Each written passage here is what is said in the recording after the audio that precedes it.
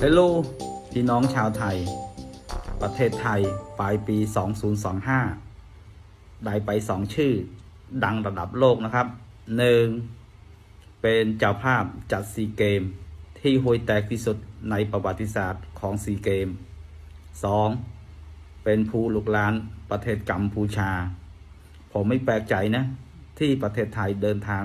มาถึงตรงนี้เพราะมีผู้นำที่เป็นตัวตลกมีแต่ประเทศไทยประเทศเดียว Thailand only คุณลุงคะแล้วคุณลุงรู้ไหมคะว่าฉายาประเทศเขมรประจำปี 2025-2026 นี้ชื่อว่าอะไรอะค่ะ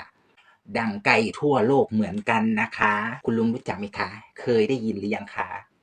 ว่าดินแดนเจ้าพ่อสแกมเมอร์มีซอฟต์พาวเวอร์คือกะหรี่มาตรฐานอารยธรรมงดงามล้ำการขอทานบริการสร้างตึกเป็นฐานให้จีนเทามีฮุนเซนเป็นผู้นำตัวการใหญ่คอยควบคุมทุกเครือข่ายการทำชั่วมิจฉาชีพทางออนไลน์ใช่ทุกตัว